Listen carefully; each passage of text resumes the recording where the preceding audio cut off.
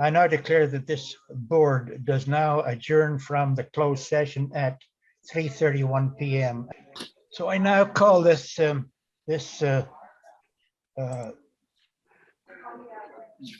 meeting to order. But first of all, I'd just like to say a few words. That this, in fact, is our first meeting since we lost our board member, Rob Potter.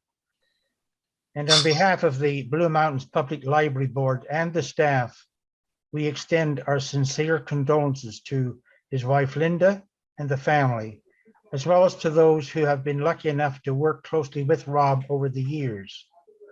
Rob was a valued member of the library board, and it feels like actually that he was on this board for longer than 3 years, because actually, really, he was a consummate supporter of the Craigleith Heritage Depot and all of our local history collection. It was through Rob's efforts and that of a small steering committee that the Craigleith Heritage Depot came into existence over 10 years ago. He never stopped advocating for the building and its collections to become a staple of our community's cultural portfolio. His valuable guidance and voice will be missed in the Blue Mountains Public Library Board and throughout our community. Can we now have a moment of reflection, please?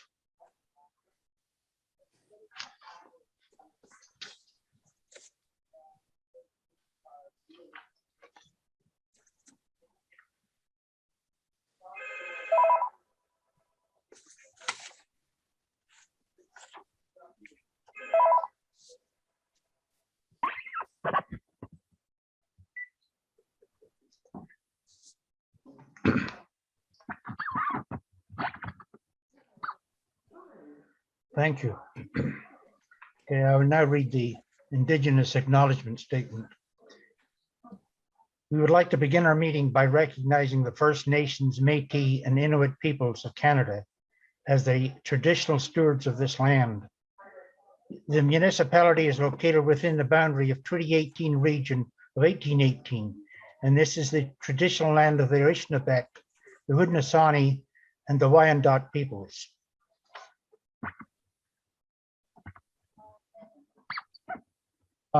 You have all received the agenda and you've read it.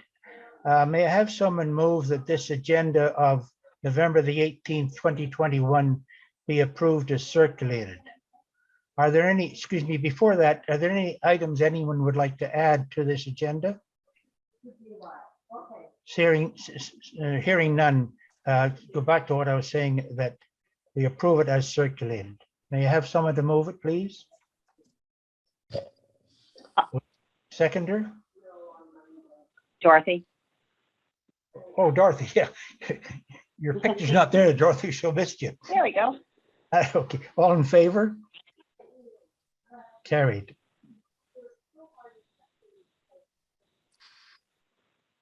Does anyone have any particular pecuniary interest in this particular meeting? Hearing none, we'll move on. I see by this agenda that we have 7 reports, and I'll read them by number. But I won't bother reading. We have 7 reports, and I'd like someone to move that this board receive these reports as information. Joanne's moving, and someone to second it. Gary, all in favor? That's carried. The previous minutes of the minutes of the previous meeting, pardon me, they have been circulated. Are there any errors or omissions on those minutes?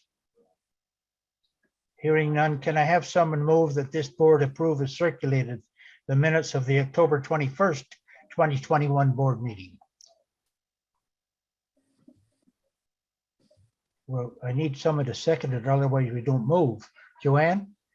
And the seconder? I'll second it. Dorothy. Dorothy, thank you, Dorothy. All in favor? That's carried.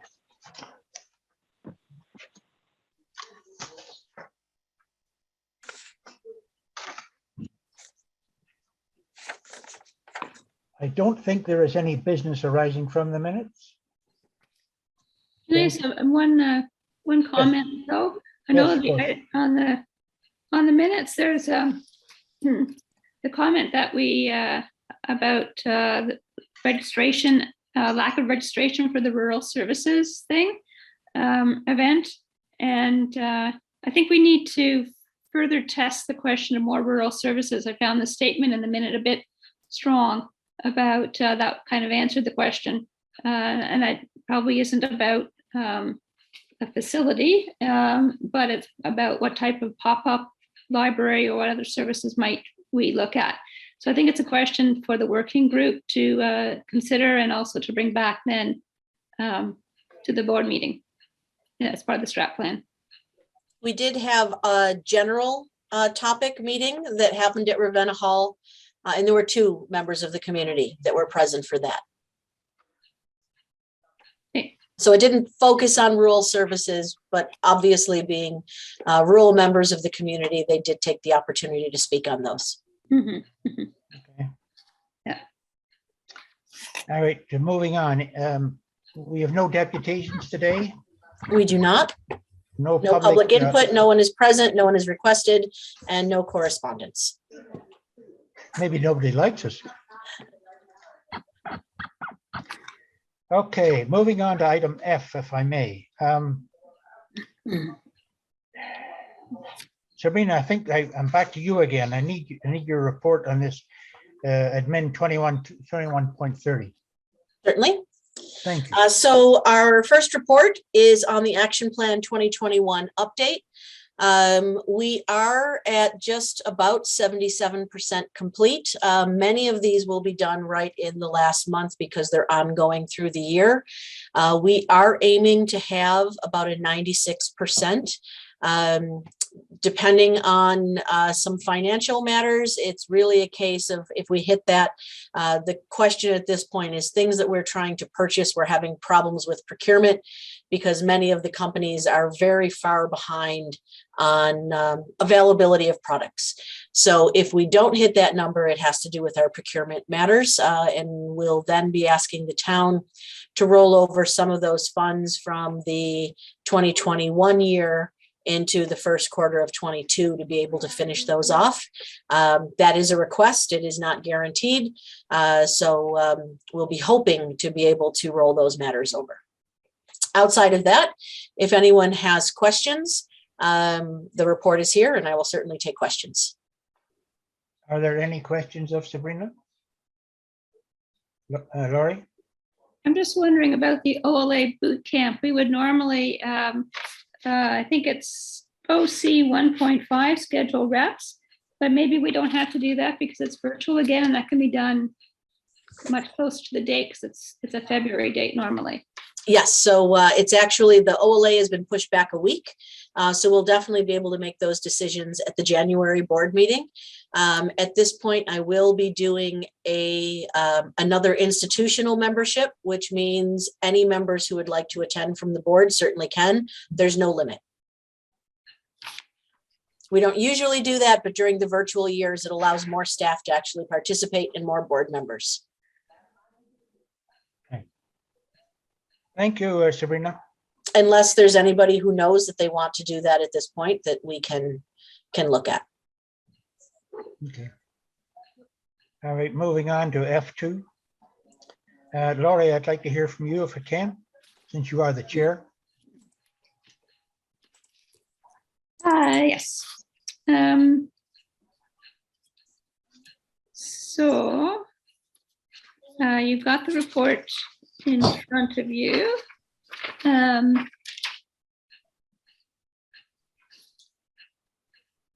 Actually, I think a lot of it's quite self-explanatory. Let's see. Maybe we can just go to next steps. And you can see that the Post-it note activity continues to, well, a couple of days ago. And I know that in the key messages, we'll probably want to write up something about the number of participants. And do we know that information yet, Sabrina or Mary? We do? Yeah. So I know we asked 12 questions. But I don't know how many people participated and how many comments you received. I believe Mary is on the call. Thank you. Yes, we have.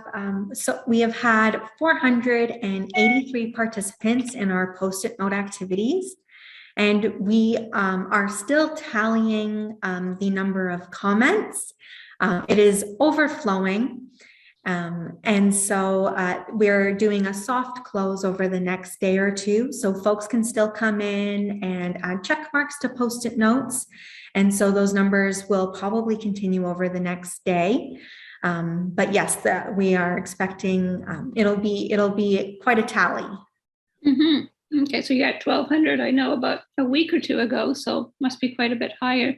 Can you just tell us what the 12 questions were that were posed? I don't know if anybody else had a chance to get in to the library to look at that, or the depot. Yeah. Let me just pull up those questions. I don't have them all memorized. You what?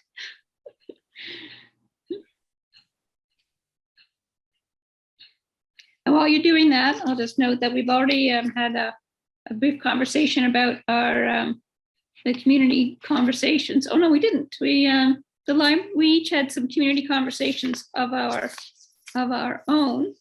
I don't know if anybody from the board can give us an idea of like who you spoke with. I'll start out. In the middle of September, I had a conversation with some people in my Probus cycling group. And I also had a conversation at Nipissing Ridge Tennis Club, and I had one with some people I play bridge with. And I was able to speak briefly at my Probus meeting about the opportunity to provide input to the plan. The sorts of things I was hearing is, I just quickly scan my notes, the issue of technology came up, and that the pandemic led all of us to have to deep dive into technology like Zoom that we never had before. And I talked to somebody about the kind of resources the library has in terms of supporting learning about different types of software. It was called lynda.com and now has changed its name to Linked, I think, or LinkedIn. LinkedIn.com. Which is a bit confusing given the website of that of that same name. We talked about things like the development in the area, the strain on existing resources, the amount of demand it places on all organizations, including the library, museum, and gallery, as well as outdoor resources like tennis courts. I was, of course, talking at the tennis club at some of these things. So the issue is not keeping up with demand and the amount of development that that the area is facing.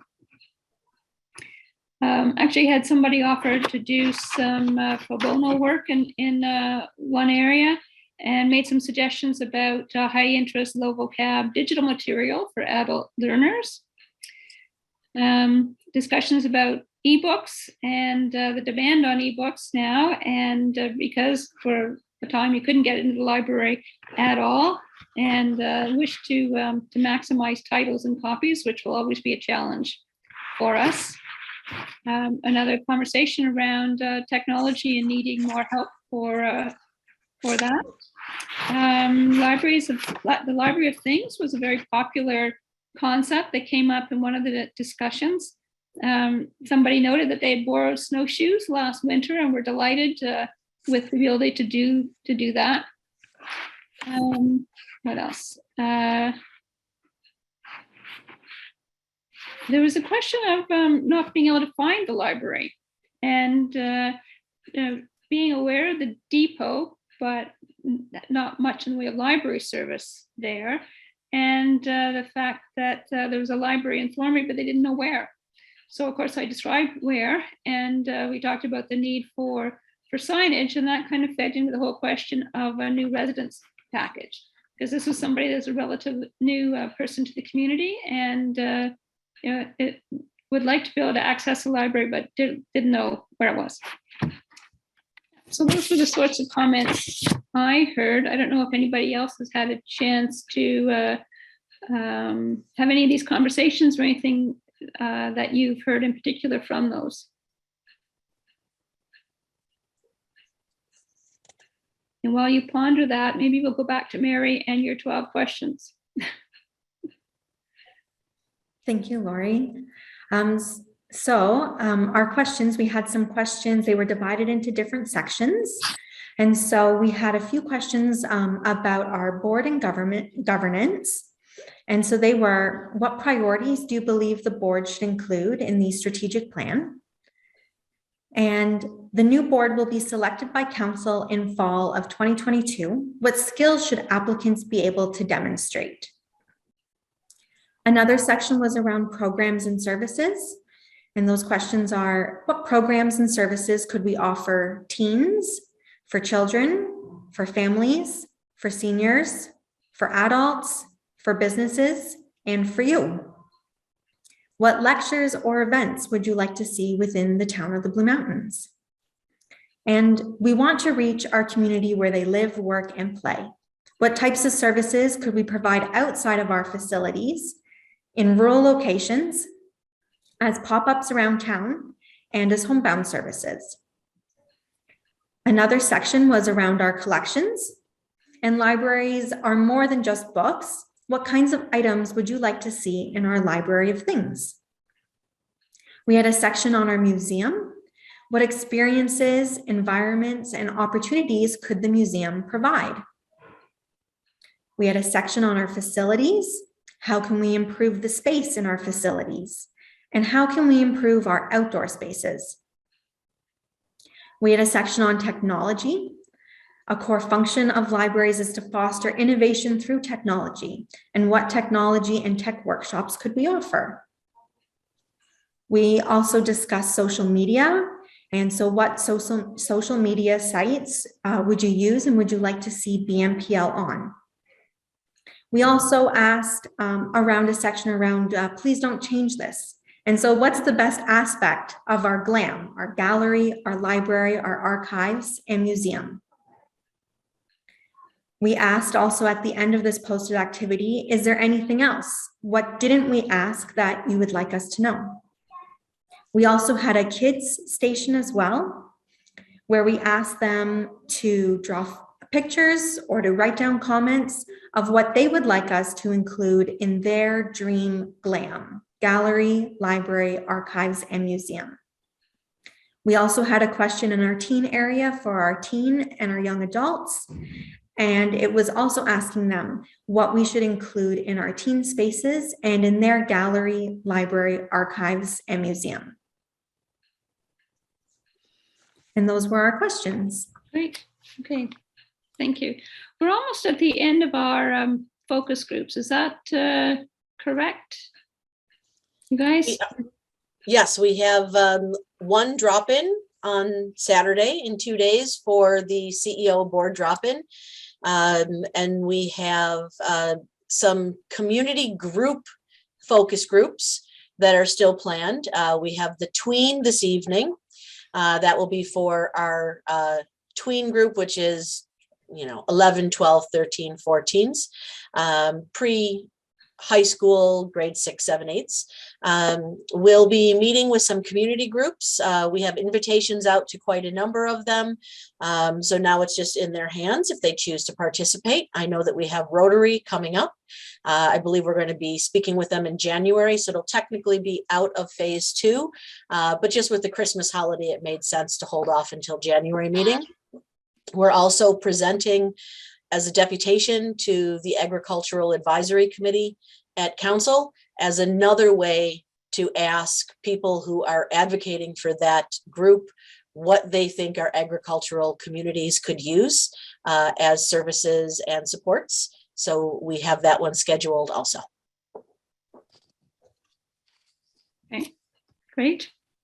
And we have micro surveys that are continuing to the end of December. So I think in the key messages, you're giving a bit of snapshot of where we are for each of those areas. We have a working group meeting scheduled for the middle of December. And that's when Sabrina, Mary, and I will be reviewing all the input from phase 1 and phase 2 and try to start pulling out what we see as the trends and synthesize some of the ideas. And that information, that report will be coming to the board at its January meeting. So you can see the general direction that we've understood from the information we've received. And then after that, we'll be doing a community survey to test our thoughts and our sense of direction that we're heading into. And then that will be the end of the entire consultation process. And it'll be coming back then to the board, not sure quite when, March or April or so, with a plan for your review. Good. Thank you, Laurie. Any questions of Laurie and or Mary for that matter, or Sabrina? Hearing none, thank you again. We'll move on to item number F3. And Sabrina, you just want to mention briefly the this system 2018-50. Certainly. So this is, one second, I did not share that. Excuse me. So this was brought back from the last meeting. We already have this policy in place. It was a minor update to the policy. I was asked to speak with the town clerk, Karina, just to make sure there were no issues. And she provided their document that had just been updated. We were trying to figure out how to word in a way that did not trump any of council's aspects of telling board members how long their position is for. So in working with her, I removed the piece that we were drafting in section 5 and added what they have in section 6, slight rewording to move it from council to board members. So it now reads that it is recognized that members of the board are holders of their appointed position until the end of the board term. Nothing in this policy shall preclude a member of the board from performing their job as a board member. So that is a very close copy of what council has. Of course, council is talking about council members. Okay. Yeah. Any questions? Any other questions? Any questions of Sabrina on that subject? No, I don't have anything. We need, may I have someone make a motion that this board approve the revised systems point 2018-50 called the library and political elections. Someone to move it? Jesse, and a seconder? A seconder? Oh, there's Joanne, yes. Thank you, Joanne. All in favor? That's carried. Okay, just moving on a little bit here. Got 3 items here, Sabrina, and numbers 2 and 3. Haven't we done those? Haven't we looked after those? We did. That was from the in-camera session. Now Yeah. we're ready to release this to the board. Well, I'm sorry, to the public. Thank you. Now, that brings up something that we did forget. We need a motion that this board approves all resolutions and recommendations made in the closed session and release them to the open minutes. May you have someone make such a motion? Joanne, seconder? Gary, all in favor? You got that? That's carried. You got that, Sabrina? It's I all do. the stuff we approved, etc. So now moving on to the status, the discussion on the charitable status of the library board, pardon me, not the library board. Sorry, I know you have a paper in that, where to put it. I do. One second.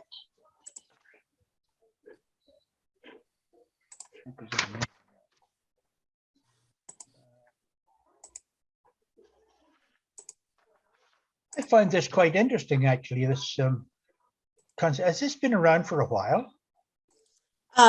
Many libraries are moving forward doing this just because of the Yeah. issue that it is for writing grants.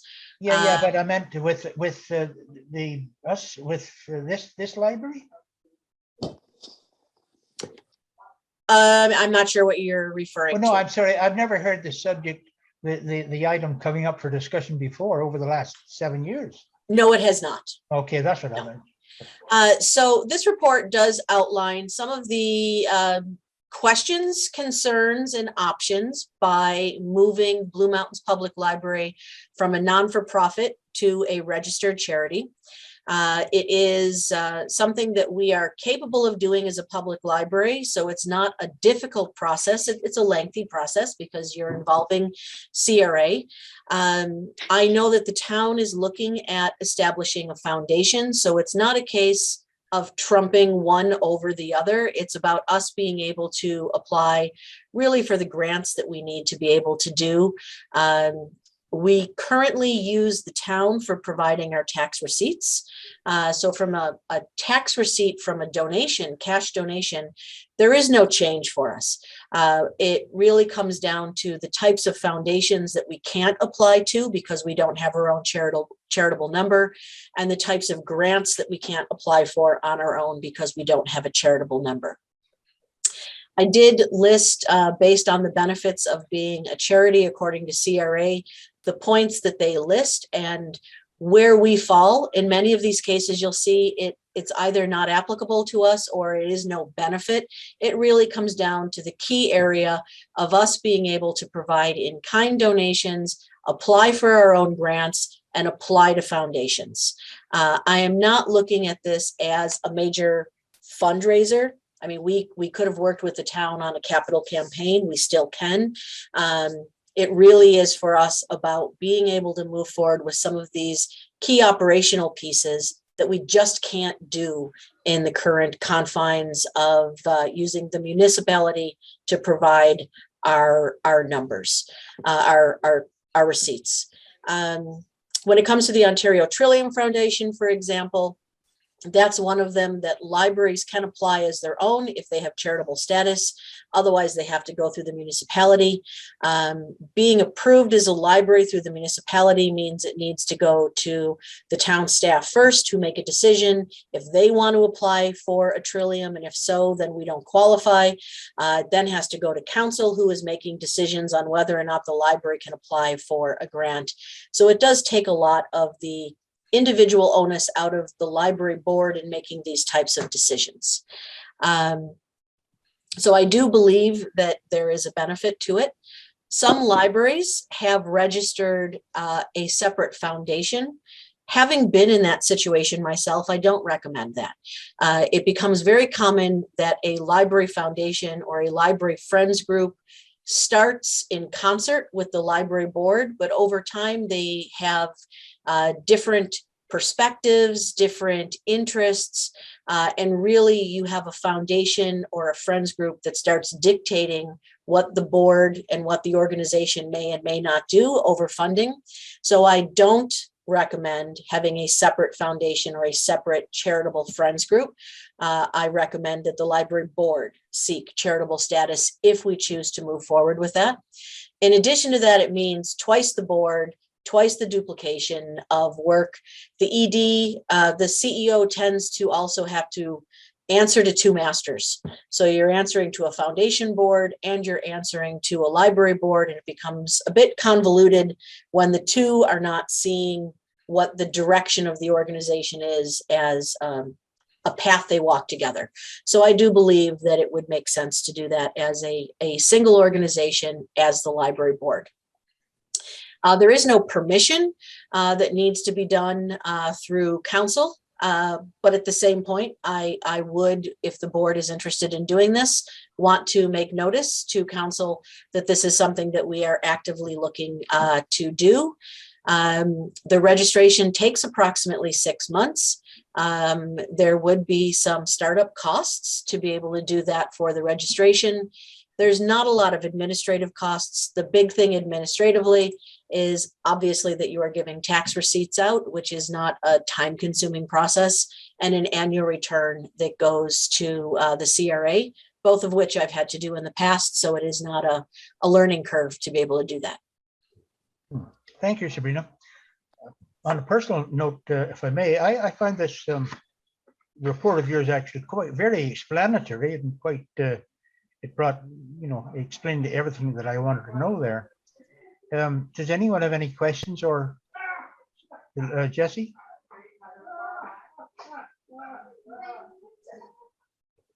You're muted, Jesse. Jesse, thank you. There you go. I think this is a little bit of a tricky situation, which we ought not to rush into without proper investigation. I happen to know a little bit about charities, and it's far from simple.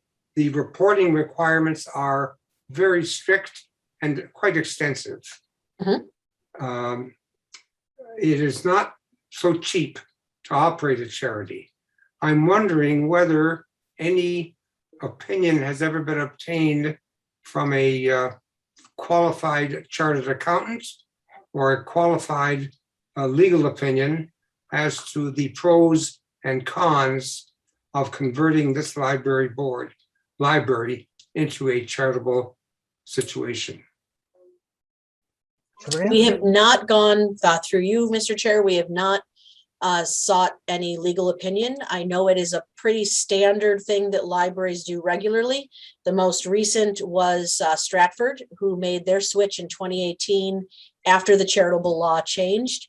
I didn't do a lot of work looking before the previous revisions because it was a different set of criteria. So Stratford would be one of our more recent ones that have done it. Administratively, I still need to do all of the same paperwork because we do take donations. So we're still doing all of the prep work. It's just the town is the one releasing the tax receipt on our behalf. The annual return, like I said, is a pretty standard document, the T3010. I don't anticipate us having issues with that. There wouldn't be any difference in administrative costs. The audit may have a slight difference because we do have to have charitable components on that versus the non-for-profit, but there's not a significant difference when we're looking at being an NPO versus a charity. Our audit already needs to be released to government officials through our ministry. It would just be an add-on that we have to then submit to CRA as well. Jesse, does that sort of answer any of your questions? Well, I have a charitable foundation myself, and I hear what you say, Sabrina, through you, Mr. Chair, but I think it's a little bit more complicated than it sounds. I think one has to go into it a little bit before making that decision. At least I would personally. I have a question. Does for you, Jesse Sabrina. want to explain some of the concerns that he has about? The cost of administration primarily. I mean, I've got a minimum, a very small charitable foundation, and it's costing me over $1,000 a year for accounting fees. We already have those in place, so we wouldn't have a difference in them because we already have much of this infrastructure in as an NPO that we wouldn't need to make. We wouldn't have any differences in those because we're already having to do all of those pieces and they're already in place. I certainly hear what Jesse is saying on that piece. If we were not having these administrative processes already in place, it would be a significant growth, but because we already have this in place and already do this, and are already taking donations, we're not having any difference in what our administration would be short of the T3010 annual report. Sabrina, in your opinion, do the benefits outweigh the costs? There are quite a number of foundations, and the annual refusal by OTF, 3 options a year, we can't even qualify to get an Ontario Trillium Foundation account, let alone apply for the grant. So there are quite a number of things that we could have been doing. The capital on the depot, for example, has come in, the HVAC alone has been identified at over $250,000. So the grant that we've just received for over 400,000, only 45,000 is planned for the HVAC. We could apply in October of the year for the capital grant and qualify for all of that to be covered under the Trillium. There's no guarantee the Trillium gives it to us, but we can't even apply at this point. And we are a community that meets the size. We would, with a charitable number, qualify, but we can't qualify to even apply. Many of our programs are seed funded, which means you can pilot a program, and then others that we have, we're growing to the next phase, which would be under the GROW grant. Again, we don't qualify for those. We have quite a number of foundations that we could be applying to for literacy, children's programming, after school, seniors health and wellness, recreation, collections and materials. Not that we would get significant dollars from those, but even, 1,000 or 5,000 here or there will add to a budget that we know in the coming years with inflation are going to be very, very tight. Of course, there's the aspect of capital funding that comes in there, but my focus is on stretching the operational dollars with things that we can apply to because we just don't qualify under the current model of using the town for tax receipting because we're not a charity. But Sabrina, if I may, come back to my question. In your experience and knowledge, do you think that the benefits of becoming a charitable organization, do the benefits outweigh the various costs that might appear? Oh, most definitely. Thank you. If we're able to Thank you. expand our operations, most definitely. Thank you. Does that answer not solve perhaps, Jesse, but does it respond to some of your questions, your thoughts? I don't know. I can't answer that, Morris, because I've had no disrespect at all to Sabrina, who's a very bright woman, but I've had no expert opinion to tell me that this is a better way to go. Okay, does anyone else have any thoughts or comments on this subject? Gary? I think it's a good idea, given we have a broader range of grants, and I think the infrastructure is in place, and Sabrina's saying that, so those are positives to me. Is there a cost for the actual, and it's not incorporation, but getting the nonprofit, getting the approval to go this route, to be a charitable status? Yes, so if we are incorporating a lawyer to do it for us, which really is the easiest way forward, it will be somewhere between $2,500 and $5,000 to start that. It is in the budget to be able to do that in this fiscal. If we choose to have a legal opinion, then we would have to use those funds for the legal opinion and bring that back in January. And then we would have to see if we have the funds to be able to do it in 2022. Certainly we could do it ourselves, but there's a lot of back and forth with CRA that tends to lengthen things out. So I would definitely recommend that we are bringing in a charitable lawyer to be able to do the paperwork for us to make that transition of what our status is. Okay, and that money has been budgeted in the upcoming budget. We have it in this fiscal if we choose to do it before December 31st. It's not in the next budget. Okay.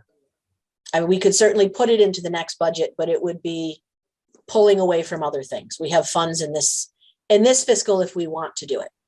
And that's not a pressure tactic. It's just we do have funds this year.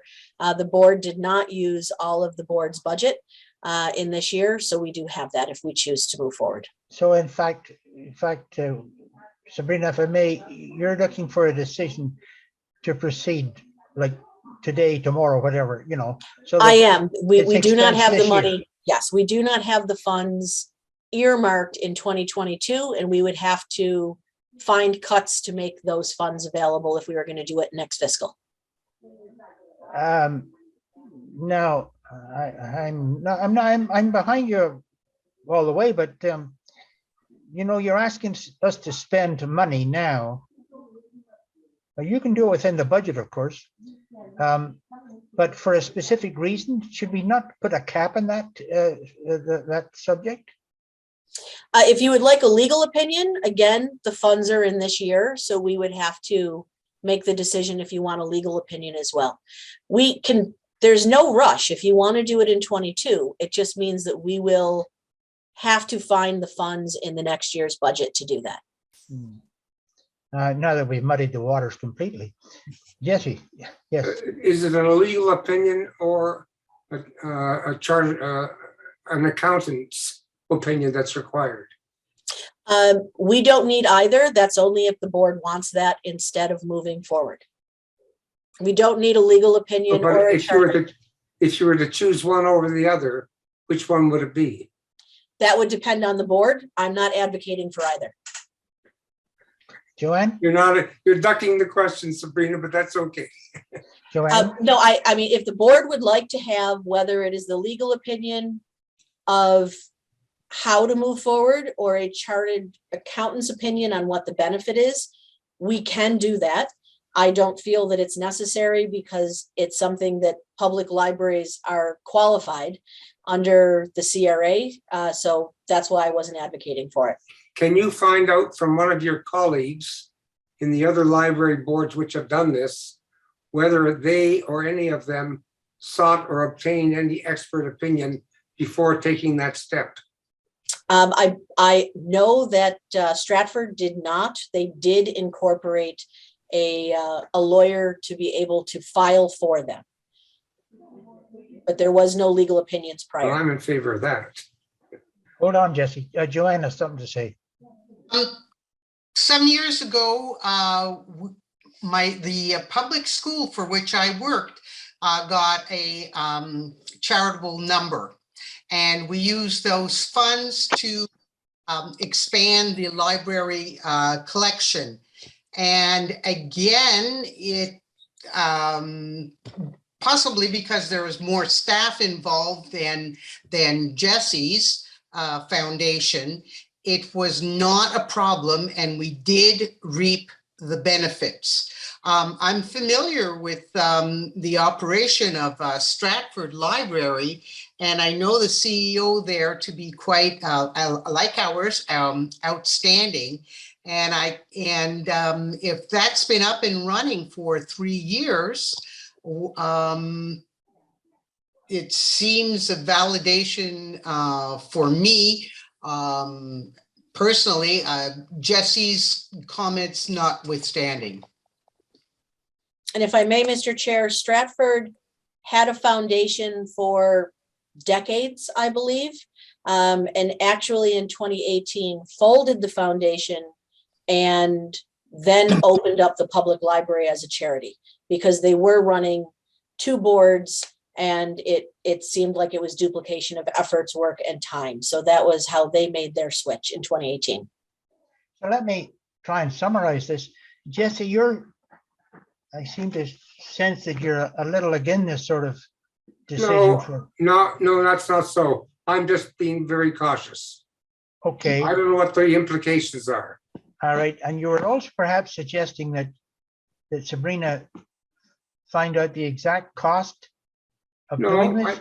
she's already found that out. I gather. She says between 2,500 and 5,000. That's a bit of a stretch, eh? The stretch, Mr. Chair, is depending on how much communication CRA chooses to have with us. CRA has the ability to make the cost more because it would be between the lawyer and CRA on our behalf, and that's where your costs may change. I just want to make it clear, Mr. Chair, I'm not opposing it. I'm only advocating for a little bit of caution. I don't know what all the implications are. Well, then, Sabrina seems to feel that there are no negative implications, right. and I have no reason to doubt her. Jesse, with all due respect, if we do not give Sabrina the go-ahead to proceed in this, for this fiscal year. We're looking at it, bringing up the subject probably again in 2022. It's not in that budget. I'm not pushing one way or the other. I'm just saying, I hear you. it's either yes or no. Joanne, you were waving your hand. Leaping, actually, it was doing my wrist number. Leaping forward, should we in fact get that charitable status, where would those monies that we hopefully would receive appear in the budget? Would it have its line? Would the council have a say in our funds? Sabrina? Certainly. So we currently have a donation line already. We have a savings account and we have the checking account. All funds that we receive from the checking account do go back to the council account for holding. We have the ability to do fundraising at any time, even now, without a charitable end. We have the ability to have council hold those on our behalf, to invest them if we choose, to put them into our savings account if we choose.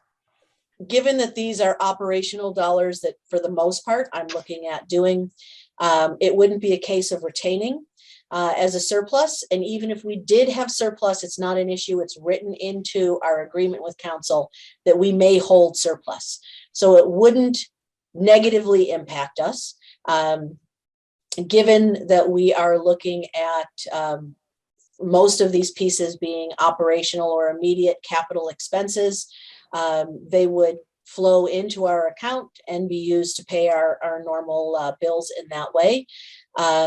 If at any point the board chose to do something that's more campaign oriented, the board would make the decision how that wants to be held. Is it going to be held in the savings, held in an investment, or put into our general reserve with council? And given that it would be a charity, just like the Public Libraries Act states, all funds do have to go into the board-owned account. We have the ability to funnel those into the council held for us, files accounts as well later, but everything needs to come in the name of the board to our current TD account. Thank you, Sabrina. Joanna?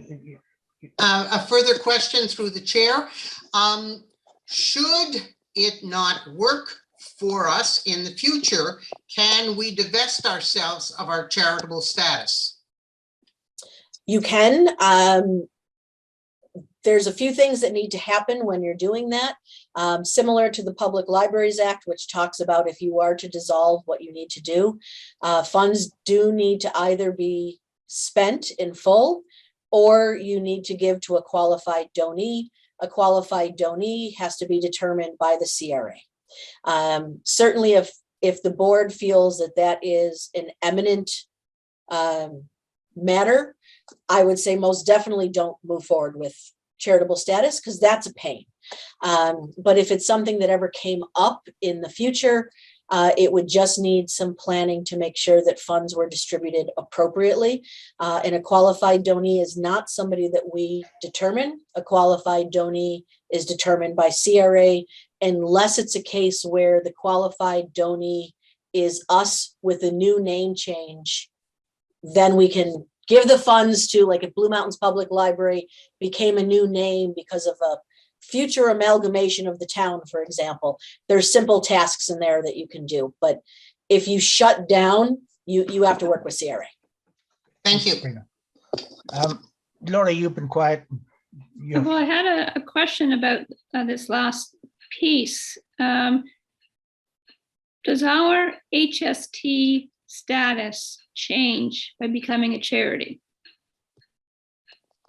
Technically, as a non-for-profit, it would change as a charity, but because the town is managing our finances, it wouldn't, because the town is already receiving that HST rebate. Okay. So it won't impact us. It would just mean who is the person that is the HST bearer changes, but the bottom line would not be impacted. And I asked that question because Souls was a registered charity, and we were doing no fundraising at that time at all. And I wondered about the value of continuing to have that status. And when I queried our CA about that, she said, well, it would change our HST status. So we would have to pay the difference in the tax that we had saved when we were a charity. We would have to pay that back to the government. So there was no, it was actually an onerous process to divest yourself of that status because of its effect on our HST. So that's why my question about the HST. But in terms of actually having the status, as I understood it, there was a form or two you had to submit to CRA. It was not onerous. And the only other thing was, of course, you're issuing tax receipts, so I guess that would move in-house. Is that true? Because right now, Sabrina, you do a bunch of work, it goes over to the town and they do the issuing. And so there'd be some work that would be coming back to us, I guess. So we fill out the form and the document to request the tax receipt of council. They send the form out to the individual, but the amount of information we have to put onto that form is really the same as if we were to issue it ourselves. Okay. It's just, we don't stamp it, and we don't stamp the official seal and then email or send to the individual. So it would just be one additional step. And then some of the aspects of stewardship and cultivation of your donors, like thank you notes, or how do you recognize them? We already have those things in policy, do we not? Yes. So once we have requested the tax receipt of council, we send out those correspondence on our own. Council gives us back the tax receipt and then we send them out to the individual. So the only difference is we prepare everything, they print the page, they give it back to us, and then we send it off. So it would just keep everything in-house. Thank you, Sabrina. Any other comments or questions before we move to the big Just item? one further one around any capital planning in future. You've mentioned it, Sabrina, I think you've answered it, but it seems to me that there's really no implication going forward for capital, other than it would be a bigger amount of number, presumably, but I don't think the work changes. Are there any implications if there were capital funding in future? Certainly, if the board chose to move forward with a capital program, a capital campaign, it's not that we wouldn't be participating, it's that there is really no difference between what we're doing now with council providing tax receipts and what we could do in the future as a charity. Short of if there was a grant such as Ontario Trillium Foundation, that we would then qualify for capital. Because at this point, any cash donations over $25, we can already give that tax receipt through council. So I don't see that there's an implication of a benefit in either direction for that. Certainly, large capital campaigns, we would want to make sure that council was well informed of any intention that we wanted to do ahead of time, just so there's no negative implications of us moving forward with projects. But I don't see that there's a benefit either way on that. It really is about the foundation asks and the grant asks that we're turned away regularly from various projects. Okay, thank you. Well, we've had quite a bit of time on questions, comments, discussion, etc. To make this official, I will move that this board direct the CEO to move forward with the CRA to register the Blue Mountains Public Library for charitable status. May I have a seconder to put it on the floor? Joanne. Now, unless, are there any other questions or discussions before you face the question? Mr. Chair, Dorothy was dropped and she's just come back in. She just had to reconnect. Dorothy, I'm sorry, you missed a bit there, but we have a motion on the floor to send this particular registration to the CRA, or application rather. Are you ready for hi Dorothy, you ready for the question? I am. Thank you. All in favor? I count 1, 2, 3, 4, 5. Against? Abstain. 1 abstention. That's carried. we can now move on, I think.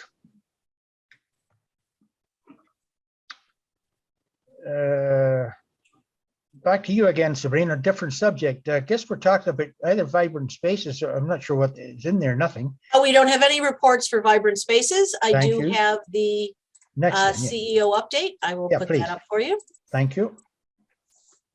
Again, the statistics and the information has been provided in the report.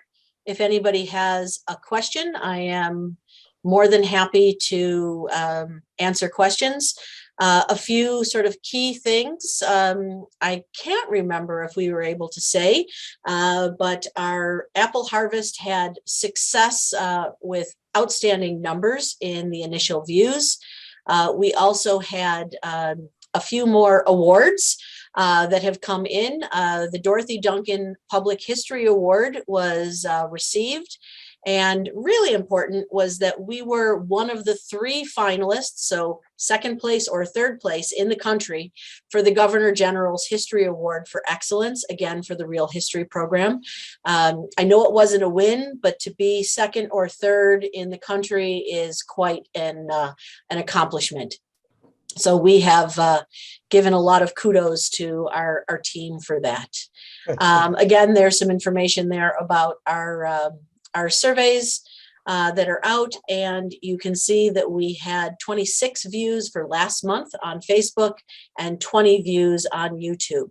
So even though people are not watching for the most part live in our board meetings, there were 46 people who went back after the fact and watched all or portions of the board meeting. Good, thank So you. if there's any questions. Any questions? Okay, thank you. Would someone care to move that this board receive all the strategic plan discussions as information? Dorothy, I haven't heard from you for a while. Thank you. I'll move that. Thank you. Right on. Just got here. Gotta move this stuff along, you know. Couldn't raise her hand when she was on the phone. Well, I forgot about that. A seconder? Gary, all in favor? That's carried. Okay. Moving on to item G. Fall Board Assembly. I'm sorry, fill me in on this, Sabrina. That is Joanne. Oh, I'm sorry, Joanne. I attended this virtual meeting, and Sabrina wisely bumped up our numbers to libraries around 15,000 membership. So that put us in with Elliott Lake, etc. And as I had mentioned to Sabrina before, perhaps because of our training and our close following of a board policy throughout the years, I felt that the meeting was preaching, for our board anyway, preaching to the converted. A great amount of time was spent explaining, to me needlessly, about board evaluation. And as we had done it last year, it was a little bit of a ho-hum time for me. And as well, the second focus was on succession and making sure that we had the proper guidelines in place with our town council. Judging from the way I was chosen and the professional manner in which interviews were held, I expect that we will continue to work in this successful manner anyway. And also, and maybe I dropped, I missed this concept somewhere, but they dropped in the concept of data literacy. And rather than show my ignorance, I have checked it out. And in fact, we have spoken about the big picture of data literacy. I just didn't know the name of it. And that's it. Thank you, Joanne. Excellent. Any questions of Joanne? Okay, thank you. We'll move on to financial report. Finally, for 9 months, we finally got our figures, or a set of figures. All right, so this is the Q3. This is the quarter ending in September.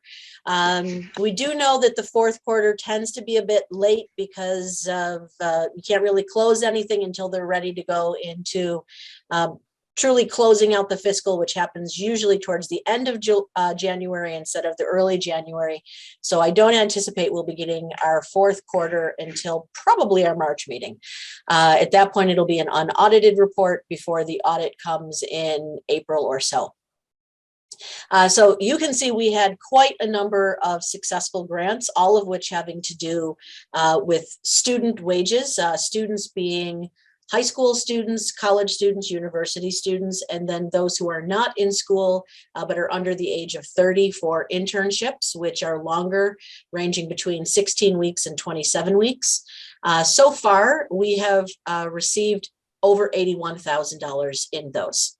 I would like to say it's because we are doing a bang up job in writing grants, but the reality is the federal government is putting a lot of money into these programs because of the pandemic. So I don't want the board to feel that this might be the same situation year after year. In fact, a year or two ago, we only had 3 students, which was closer to about 20,000. Same quality grant writing, just what's available. The difference is from us compared to other public libraries is we write for every single thing that's out there, which is why the charitable consideration will give us opportunities to write for even more. So that is something that I think we were quite successful with. A number of students and students that will carry over with us until about March 31st because it's on the federal fiscal. CHD also has a $29,000 grant that is in addition to that $81,000. We expect to have the same thing coming in next fiscal, and that is COVID relief money. And then, of course, we've already talked about the $425,000 that went through a town application that we participated in writing for that will have to do with our exterior of the depot. As usual, we have our numbers. Many of these numbers don't change, as we know, throughout the year because most of them are based on the end of fiscal audited numbers, which means they don't change from December 31st on. But we have our funds that have matured. We have our council funds for development charges that are as of March 31st. So we will be going up above that 2 million mark when we get to the next January, February, March point of audited numbers coming in. That is available for expansion of library needs. It cannot replace current library pieces. So it's about new builds, new additions, not renovation. And then we have our capital expansion reserve, which is the town line that's left. We have really no say in that. That is used for, I'm sorry, that is our feasibility study, what's left. The last one, the library legacy reserve of 22,000 is for the town, and they use that to rebuild IT and pieces like that. CHD is currently at 58,000, and that is about our ability to purchase various artifacts when they come available. There's one that we're looking at right now. We're extremely excited to be able to purchase. I look forward to telling you about that in the future. I can't tell you what it is at this point because we may end up in a bidding war with others if they were to find out what is in our options. But that is what we use that for, and that does roll over from year to year. There'll probably be a bit of a dip on that because we are purchasing in. It only is added to with fundraising.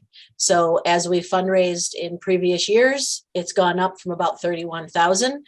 And since we did no fundraising this year and we're going to be spending out of it, I would assume that will be down into the 40s as we continue forward. Unless there's questions? Yeah, questions? What? No questions. Okay. Alrighty, I guess we could move on to, we're talking the 2022 budget, Sabrina? Certainly. So this is just a verbal update just to let council or let the board know what the council process is. Starting next week, the budget hearings begin for council. One of the first reports is going to have to do with the compensation study, the salary study for staff and for council. At that point, we'll have some direction on what percentile they're going to be moving the grid into, as well as what level of COLA, cost of living allowance, will be in. According to policy, the COLA is whatever the CPI is for September. At this point, September 15th CPI is 4.4% increase. Nobody expects that to be the increase that's given, especially since the salary grid may be shifting based on the salary study, but only council makes that decision. Since the Blue Mountains Public Library staff are part of the larger grid because it's all one tax base, that is not a decision by the board. That is fully the decision by council, and the board approved the ladder, which said where our staff fit on that grid, and that was the purview of the board. So I expect that to be something that's one of the early recommendations in that process. Moving forward, it would include all of the other departments. Different this year from previous years is I am not making a presentation for our budget because we have the funding agreement. I will certainly be listening because all of the information that comes up helps us to be better informed on council direction. We don't know yet where our budget is going to land, and in future years, the whole intent of having this funding agreement was that when the budget is passed in February of 2022, we can already know what our budget would be for the 23 budget because it's the tax levy of that year. This year is a bit unusual. We do know what the tax levy is. We just don't know what the compensation grid is going to do to that budget. And we also have the one clause that was in the agreement that said that we have the ability to come back based on this, the salary study, knowing that it's going to blow our budget. At this point, the tentative salary grid that council has already looked at is putting us at about $125,000 shortfall. So we know that there's going to be across all of the town budgets shortfalls for wages as things have moved. The library is probably one of the more significant because we had such large changes based on pay equity and this particular salary study, moving all of the positions across the grid. As a department, I know we are not a department of council, but as a department within this compensation study, we certainly saw the biggest changes. And that is not to say that there's anything different happening. It's that the job descriptions were a holdover from 2016 that have now been showing what our staff are accurately doing. And the compensation study has identified that we were well undercompensated and that there were major issues with pay equity. So all of those will be brought back to the board in January, where I hope to have at that point the draft budget, assuming council is far enough through the process to do that. The budget hearings, like I said, are happening in the first and second week of December. It will then be a published draft of the budget in mid-December, There will be the opportunity for public comment, the public hearings, and at this point, the first week of February is when they are anticipating passing that budget as a bylaw. Sometimes that shifts, so we'll be prepared to go back and forth as needed. Even though we don't have a budget in place, we still will have funds flowing through council, so there are no issues with us not having the budget in place, but we will be talking about that in January. Normally, as you know, I present the budget to the board usually by September, sometimes in July. So this is a big change for us this year, but it is not going to be a staple matter that we deal with. This really is that crossover with the salary study that has impacted us, that we just are kind of in a holding pattern and can't move forward. Thank you, Sabrina. Any questions? Okay. Well, it has been a pleasure being your chair for the last year, and I'd like to pass the gavel, the theoretical gavel, back to Sabrina to run the elections. Most certainly. So if I can just start by thanking Morris very much for his ongoing effort as chair. He has been chair for the first 3 terms of this board, has decided not to run for chair again for the 4th, but to share the wealth with somebody else. We all know the amount of time and effort that Morris has put in as chair, doing all of the other duties as chair, and certainly meeting with me to make sure our organization is clean, tidy, and in the right path. So thank you so much for your work, Morris. So I will ask if we have any nominations for the position of chair. Morris? If I may, I would like to nominate Laurie Gillies as the chair of the board for the remainder of the board term or until the next election. May I have a seconder, please? Thank you, Joanne. And if I can ask Laurie if she accepts that nomination. Yes. All right. Do we have any other nominations? Going once, going twice, 3 times. Hearing none, we have acclaimed our chair of the board as Laurie Gillies for the remainder of the term. Thank you so much. Congratulations. All right, now we are moving on for a call for nominations for our vice chair. Do I have any nominations for vice chair?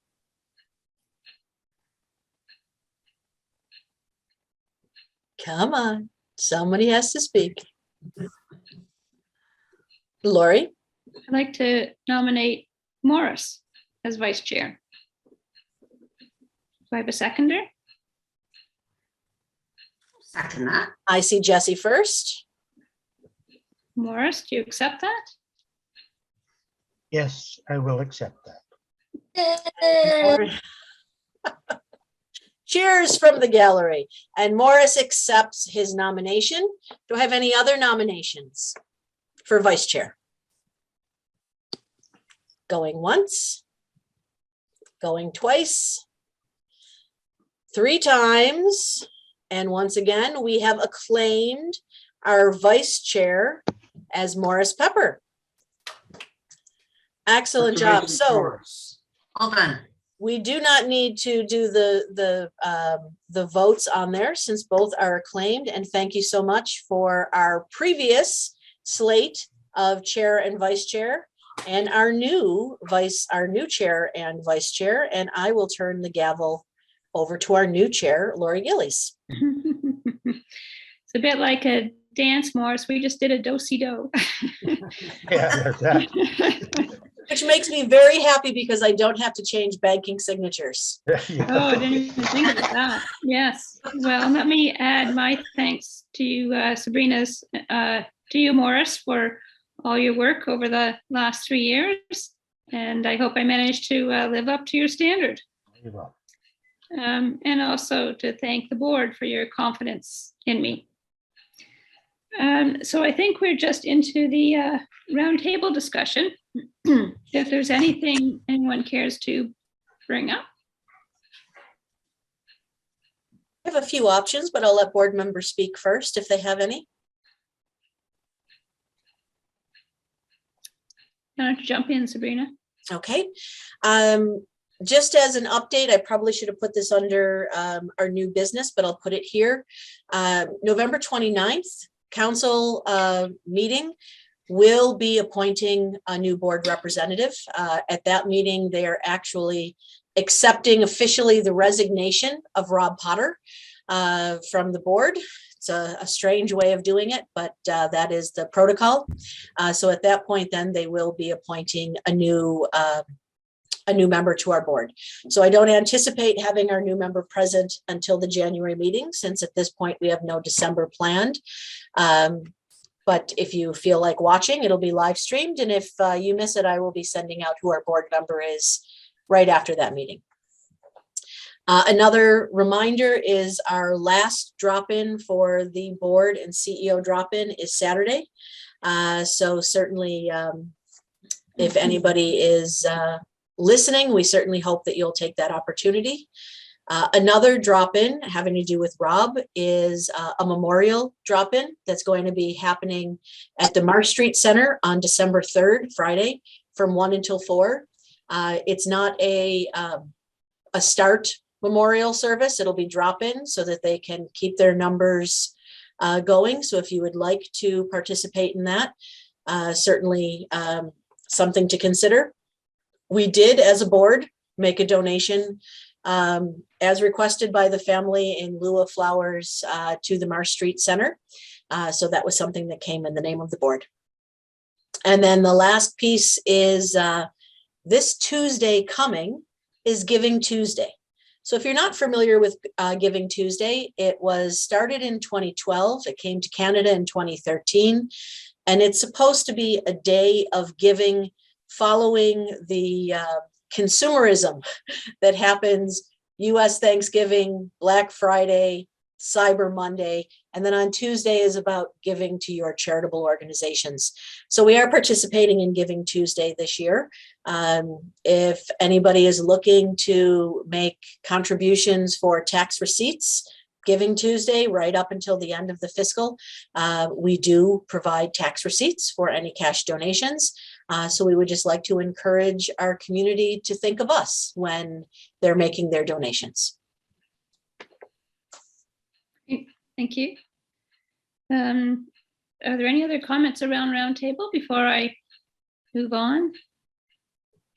So I'd like to move, I don't mind moving it, that we receive the information on the roundtable discussion. Looking for a seconder, please. Dorothy, all in favor? Carried. The last item on the agenda then is the key messages update. And I've actually been trying to track a few things as we've been discussing. So just that post-it note obviously is slightly out of date. So I guess you're going to write it like you have the others with the number of attendees and comments and stuff. Certainly. Okay. When I was doing the report on the strat planning, I didn't get around to commenting on this phase 1 report, quite lengthy one that Mary put together with advice from the rest of the working group. And we should probably make mention of that in the key messages, that the phase 1 report is it's available, obviously. How is it being distributed? It will be put onto our website now that the board has accepted the reports. So we will take the cover document that we put on it and actually publish that directly on our progress report and our consultation webpage. So that'll be up as soon as we're done here. Okay. And are we making it available in print at all for people if they just request to the desk or something? Certainly, and anything that we have on site, we will always make available for people, but we'll make sure there's a few copies here if anybody wants to grab and go. Great, okay. Thank you. I'll just keep going down the things I've noticed about the key messages. If anyone wants to stop and add something in, well, we've obviously just done the chair and vice chair. Under the CEO evaluation, I would like to add something about the board commends Sabrina for her outstanding leadership in 2020. I endorse that, yeah. Okay. Are you writing all this down, Sabrina? Yeah. I am. Okay, thank you. And that would be 2021. Yes, it would be. Yeah, We've all lost a year. It's like a black hole. it is. Yes. Under this same section, organizational capacity, should we mention approving, pursuing charitable status? And also that as part of that, the reason being that it will qualify BMPL for a wider range of grant opportunities such as the Trillium Foundation. But I see Joanne looking doubtful. So do you want to comment on that?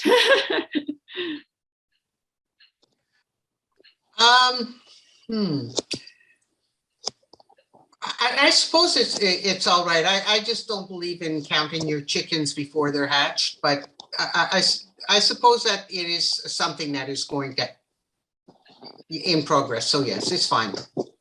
Okay. I also wondered if we should add a reference to having revised the library and political elections policy, and that we made an effort to bring it to using the wording from the recently revised council policy of the same topic. And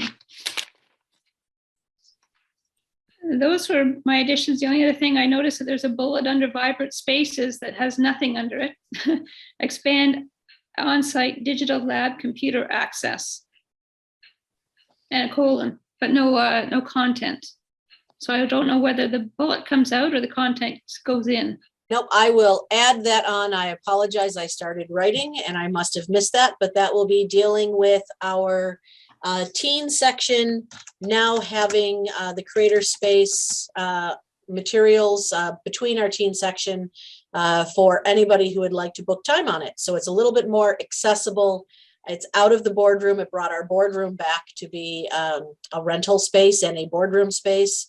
And it allows our public to have a bit more spacing to be able to work on that physical distancing. Okay. I will add that in. Thank you for catching that. So is there anything else under key messages anyone thinks should be added or adjusted? For the staff satisfaction survey and the board evaluation, would you like me to pull the paragraphs from each that were written by the board in the report to put there instead of just the single sentences? Yes, that's what I assumed. Yes. I will get that in. Okay. With that, can I get a motion that the board approve the release of the key messages update November 2021? Yes, I am. Yes, I am. But hold on, let me leave a meeting, okay? Okay. I thought I was just going to put Joanne down as a mover, but maybe not. So may I have a mover and seconder, please? I'll move that. Dorothy, thank you. Seconder? I'll second that. Morris, thank you. All in favor? Passed, thank you. It looks like we just lost Joanne moments before the end of the meeting. The next meeting date is January 20th, 2022 at 2 p.m.